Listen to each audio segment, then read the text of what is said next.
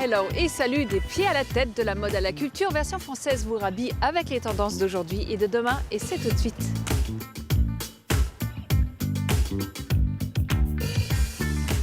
À chercher une aiguille dans une boîte de foin, on a trouvé Lison de Caunes pour qui la marqueterie de paille n'a pas de secret. De quoi perdre le nord dans les labyrinthes de Jules Dédé alias l'Atlas. Des murs de la rue à son atelier, l'artiste nous impressionne. Avis aux rêveurs, voici un repérage pour ceux qui ont la tête dans les étoiles. 3 adresses parisiennes pour briller en société.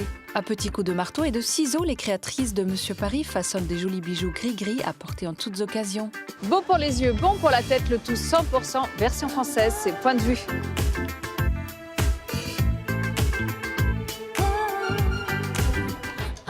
Vous connaissez 50 nuances de gris, voici 50 nuances de rouge. Grâce à la bouche rouge et ses rouges à lèvres à la composition ultra clean, on trouve enfin le lipstick parfait. Présenté dans un étui en cuir et rechargeable, ça donne envie de faire des bisous éco-responsables et made in France. Direction le 10e arrondissement de Paris où la textilerie a ouvert 130 mètres carrés dédiés aux vêtements et textiles en général. Vous pouvez repriser votre top préféré, participer à différents ateliers de création, mais surtout recycler vos vieux vêtements. Ici, rien ne se perd, tout se transforme. On peut même tisser des liens dans leur boutique café. Le hachis parmentier façon cantine dans une assiette creuse, non merci. Le livre d'Alexis Vergnory vous donne 1001 techniques pour dresser vos assiettes comme un chef et faire baver de jalousie vos convives. On vous assure que ça fait illusion même avec la purée surgelée. Allez, 3 points de sauce par-ci et un lancer d'épices par-là. Miam. Coup de blues en décembre, on allume sa bougie tomate basilic. Nostalgique de l'été, ça sera melon d'eau concombre. Il y a même une senteur tabac mielé qui rappelle le vieux bureau de papy. Les bougies de la belle mèche rallument les souvenirs avec les parfums élaborés à Grasse et un joli packaging. Le tout est fabriqué en France.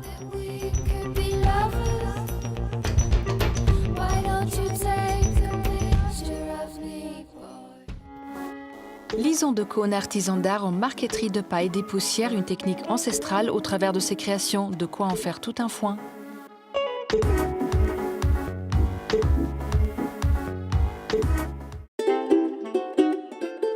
Vous avez peut-être l'habitude de la voir dans les champs, mais ici, la paille sublime les objets.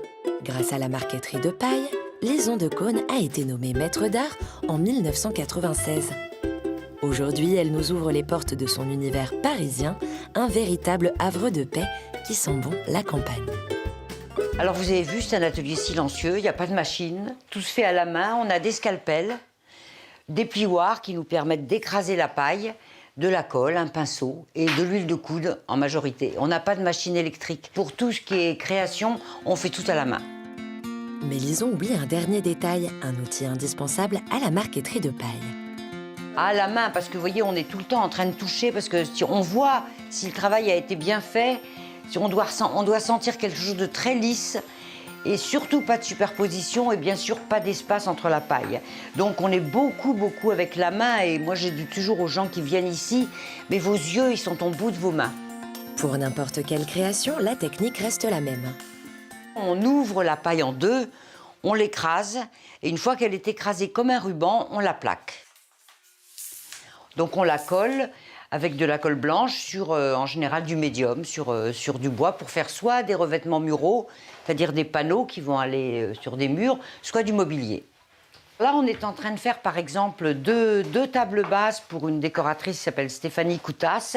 Donc on trace le motif qu'on a mis au point avec la décoratrice, on trace le motif à la règle, parce qu'on doit recouper chaque collage, chaque paille collée doit être recoupée de façon à ce que la prochaine paille qu'on va venir coller soit ajustée parfaitement. Et ne vous fiez pas aux apparences, la paille est bien plus robuste qu'elle n'en a l'air. Ce qui est extraordinaire avec cette matière, c'est qu'il n'y a pas de vernis. Une fois qu'on a fini notre collage, c'est terminé. Tous les objets que vous avez vus ici, ou vous verrez à côté, il n'y a jamais de vernis. Il y a un vernis de silice naturel dans la paille qui lui donne d'ailleurs sa résistance et qui lui donne ce miroitement et ce chatoiement qu'a la paille. C'est beaucoup moins fragile qu'on ne pense. C'est un matériau imputrescible qui est inerte, c'est-à-dire qui ne travaille pas du tout. Et une fois que c'est collé, ça ne bouge plus. Quand c'est bien collé, ça ne bouge plus. Il faut tout de même préciser, Lison sait s'entourer. Les bottes de paille ne poussent pas dans sa cour parisienne.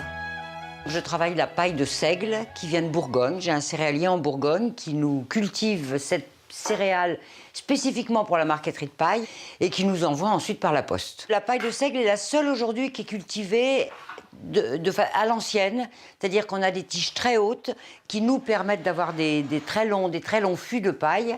Et il y a encore un céréalier en France qui est spécialisé dans cette culture de la paille de seigle. Moi, quand je l'ai connu, il avait quelques hectares et aujourd'hui, il a 75 hectares.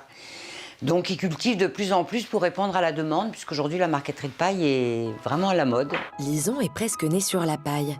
Son grand-père, André Groux, fut l'une des figures des arts déco du XXe siècle. Il était déjà l'un des seuls à utiliser le produit céréalier pour orner ses meubles. Il lui a naturellement transmis son goût pour cette matière. Ce qui me frappe toujours, c'est le luxe de la paille, le raffinement et le luxe. En partant d'un matériau tellement humble, de réussir à faire quelque chose de tellement raffiné. Et puis les infinies possibilités de teintures, de motifs. C'est-à-dire que moi, j'ai pas fini d'expérimenter, de redécouvrir, je sais pas, moi j'en rêve la nuit et je me dis, ah bah tiens, c'est vrai, il faut que j'essaye un motif comme ça qui s'est jamais fait. Enfin, c'est sans fin. Ce qui est important dans des métiers d'artisanat où il y a un vrai savoir-faire et une tradition du savoir-faire, c'est en se reposant sur ce savoir-faire, de faire toujours aussi de l'innovation. Un savoir-faire né au XVIIe siècle. C'est ensuite devenu un artisanat de bagnards dont Lison conserve précieusement quelques souvenirs.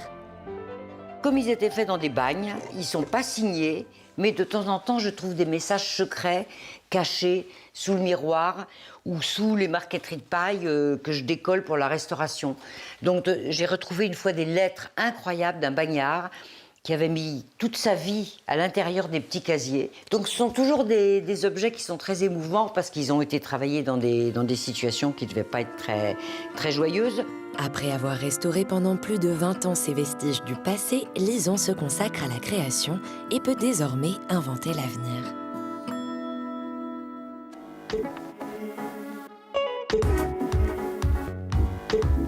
Street artiste dès les années 90, Jules Dedé se fait connaître sous le pseudo de l'Atlas. Pas de mythologie ici, mais des œuvres contemporaines envoûtantes.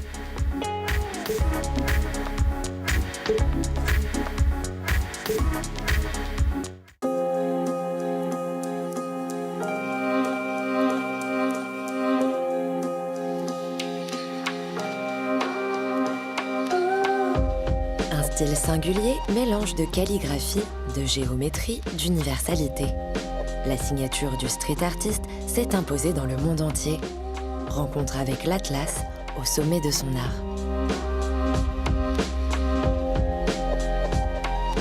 Déjà petit, il préférait la bombe du graffeur au stylo de l'écolier. À 11 ans, l'Atlas réalise déjà ses premiers graffitis. À cette époque, c'est la deuxième génération de street artistes. Il doit donc trouver son propre style. Nous, encore une fois, on n'était déjà pas la première fournée du graffiti à Paris.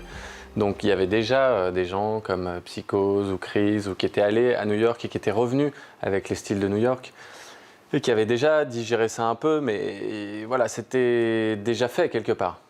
Donc nous, derrière, on avait tous 10 ans de moins. On ne pouvait pas revenir avec le même esprit, à moins de ne pas vouloir se faire remarquer, quoi. Il quitte alors les bancs de la fac à la rencontre des calligraphes du monde entier. Du Maroc à la Chine, en passant par la Syrie, il s'inspire de la philosophie orientale qu'il mêlera à la typologie latine. Il crée un univers singulier et hypnotique. Moi, j'ai toujours voulu, mais je pense que tous les artistes ont ce désir-là, de créer une sorte de forme universelle. L'universel dans le sens qu'il peut être ressenti par n'importe quel humain, et quelle que soit sa culture, comme quelque chose qui lui est très proche.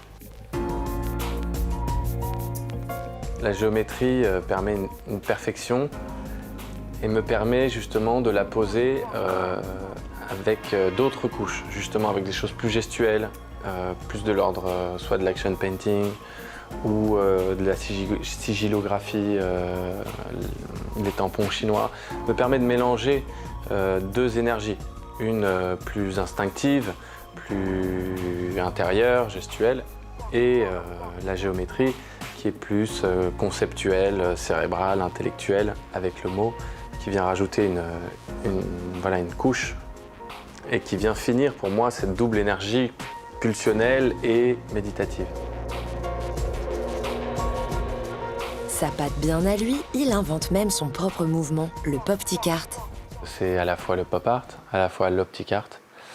Donc, ce qui caractérise l'optic art, c'est le fait d'avoir quelque chose qui va activer la vibration rétinienne et qui va jouer comme ça avec l'œil. Et le pop art, c'est plus ce moment où l'art s'est associé à l'industrie pour pouvoir créer en série. Depuis ses débuts dans la rue, l'Atlas a envahi les plus grands musées du monde. Le Centre Pompidou lui a même prêté son esplanade comme terrain de jeu. En plus de ces pièces uniques qu'il crée dans son atelier, l'Atlas collabore avec une imprimerie parisienne. Ici, on peut multiplier les œuvres.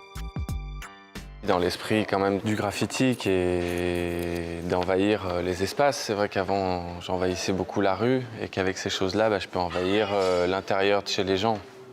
Même si d'allure, on va être devant une œuvre optique ou d'abstraction géométrique, il y a quand même écrit mon nom.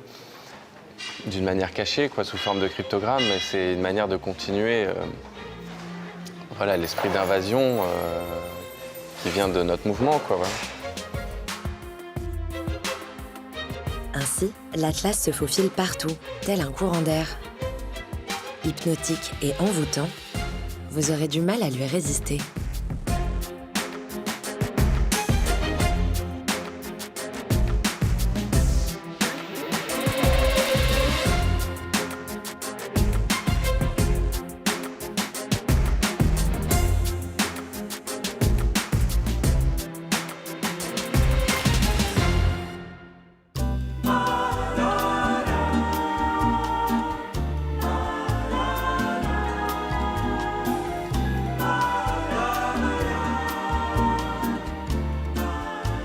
Bonjour Jules. Bonjour Katharina.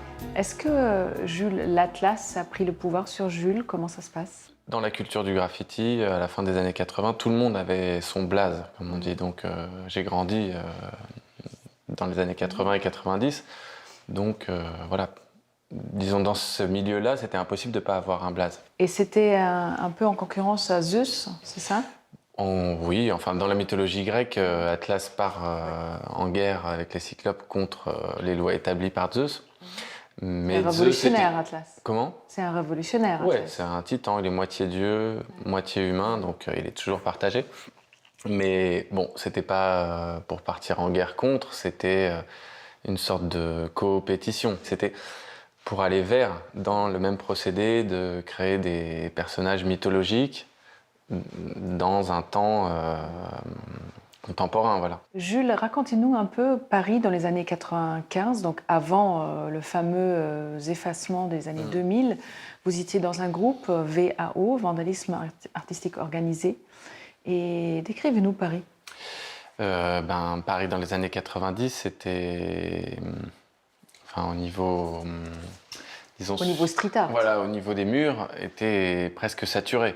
C'est-à-dire que pour trouver des places, il fallait soit être très grand, soit monter sur des poubelles, soit escalader les rideaux et prendre les places qui étaient au-dessus. Alors il y a eu les années 2000, tout a été plus ou moins effacé et Paris est devenu un labyrinthe pour vous.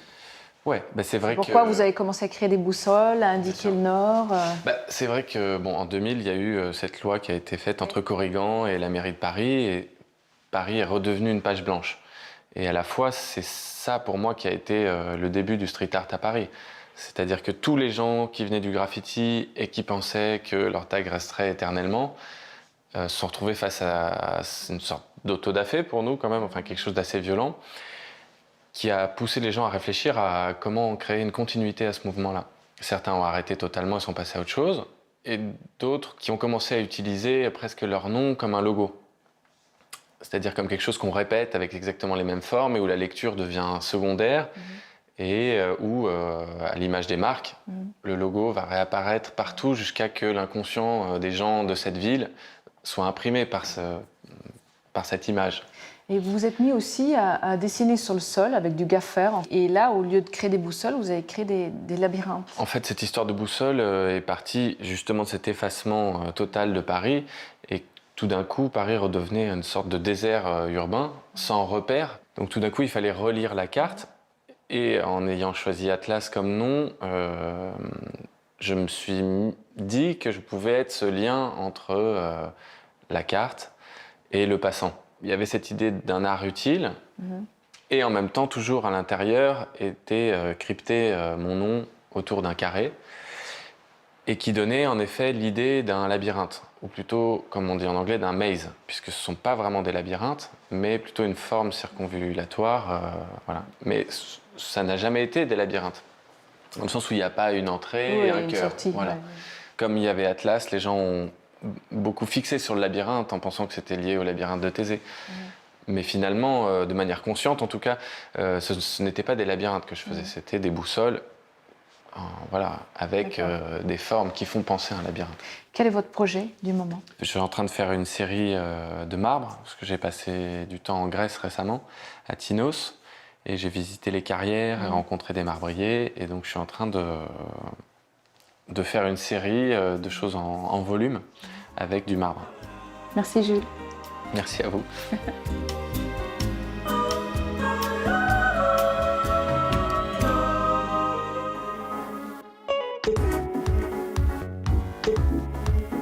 Le ciel est à portée de main et ce même au cœur de la capitale. Lunettes astronomiques requises, c'est parti pour un voyage cosmique.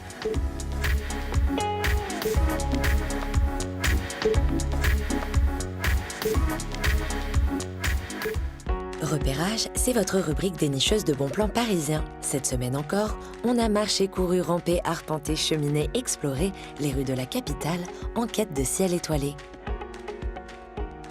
À la Sorbonne, perchés en haut d'escaliers plus étroits les uns que les autres, se cachent les vestiges d'un observatoire.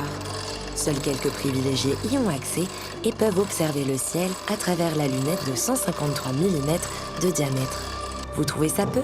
Pourtant, avec, on peut observer les étoiles, mais aussi les planètes. Comme on est à Paris et qu'il y a de la pollution lumineuse et puis de la pollution ordinaire, hein, le ciel est un peu voilé, on voit essentiellement les planètes, Mars, Jupiter, Vénus, Saturne, la Lune et le Soleil. Mais c'est déjà des observations qui sont très intéressantes pour quelqu'un qui n'a jamais vu. Au début du siècle dernier, la Sorbonne y dispensait des cours d'astronomie. C'est aujourd'hui la Société astronomique de France qui a investi les lieux. Et 2 fois par semaine, des bénévoles organisent des visites pour les plus curieux. Donc vous ferez la mise au point pour votre vue.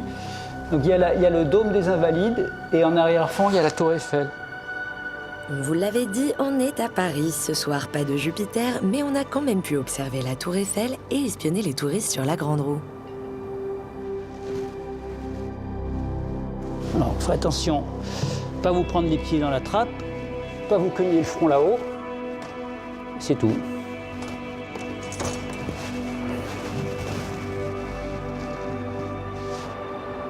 Ciel voilé ou pas, il est toujours possible d'admirer le tout Paris depuis le balcon de l'observatoire.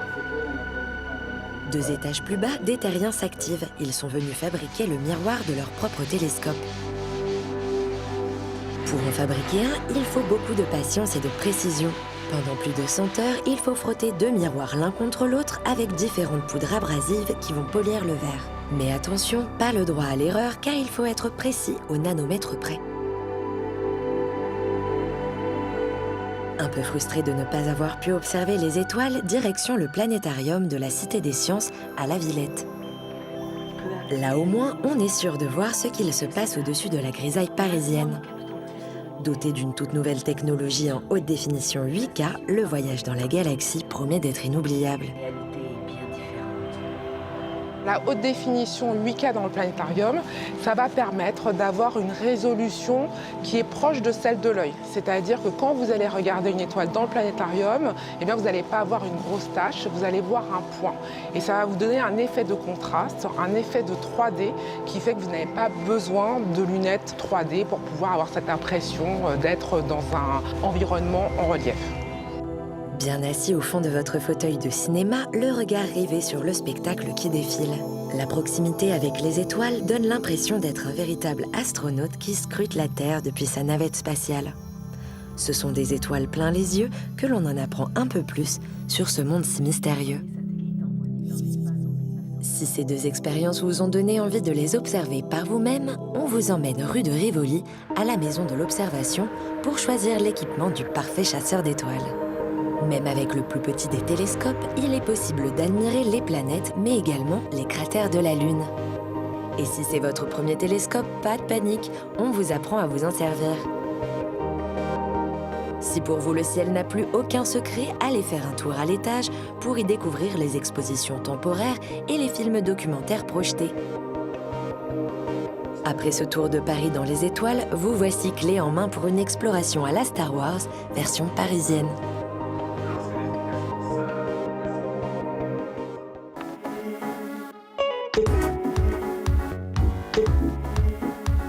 Des bijoux uniques faits main à Paris et qui ressemblent à des porte-bonheur. Ça donne envie de devenir superstitieux et surtout de courir chez Monsieur Paris.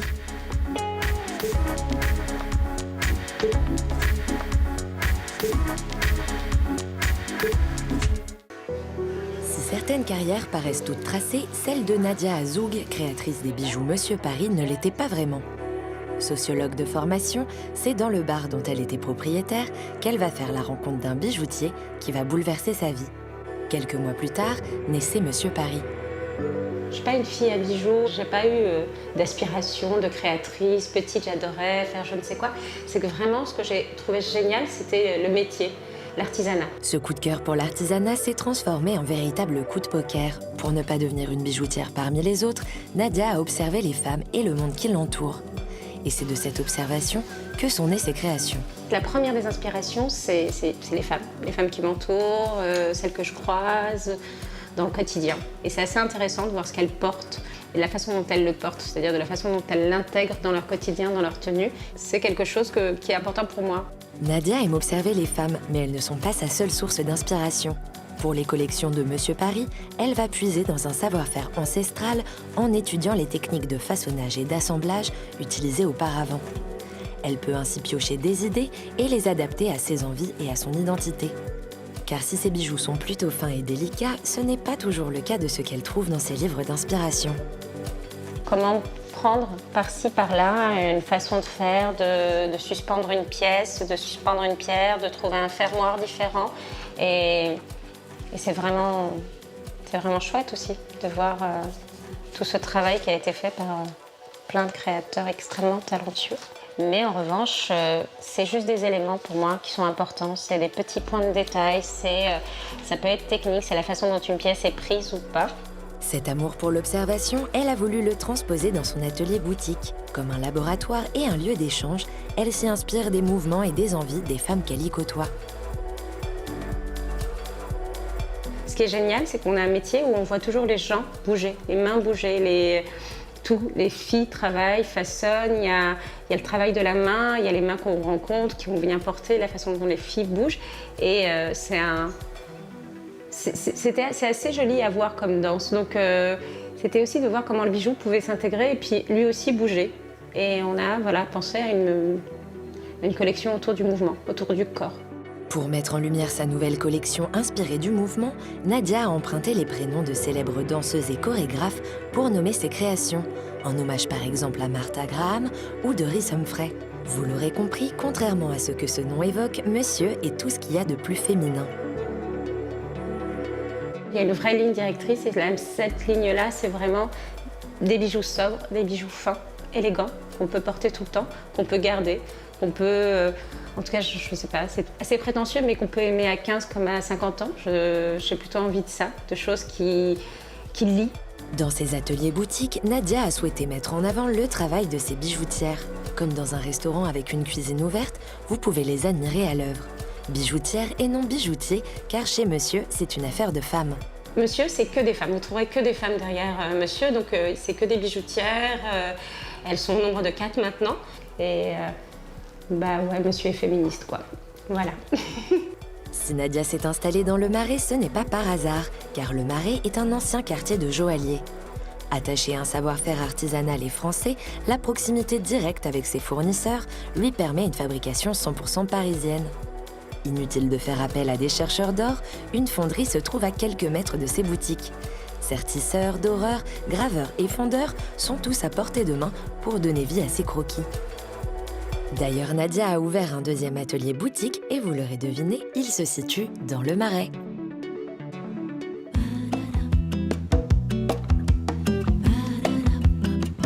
Ça y est, version française est déjà terminée, mais restez chic toujours et on se retrouve très vite. Bye!